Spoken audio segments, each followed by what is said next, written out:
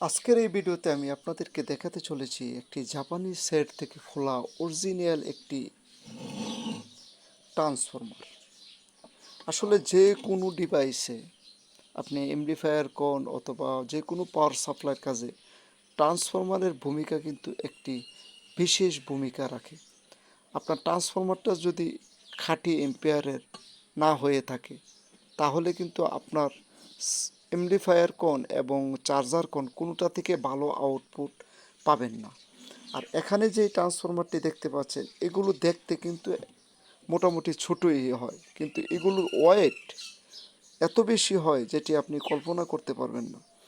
আর এগুলোর মধ্যে অনেক রকম ভোল্টেজ দেওয়া থাকে, যে ভোল্টেজটির কারণে আপনার একটি সেটে দেখা যাচ্ছে ভিন্ন কোনো ট্রান্সফরমার ব্যবহার না করেও একই ট্রান্সফরমার থেকে অনেক রকম ভোল্টেজ আউটপুট নেওয়া যায়।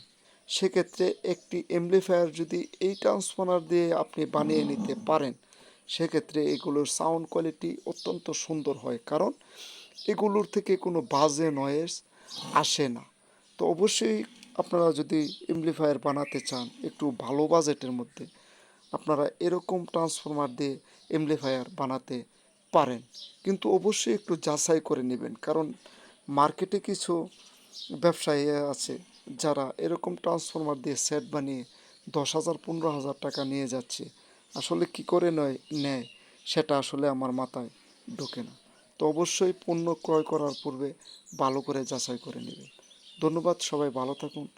দেখা হবে পরবর্তী কোনো ভিডিওতে, এবং এরকম ভিডিও পেতে আমার পেজ অথবা চ্যানেলটি এখনই সাবস্ক্রাইব করে রাখুন।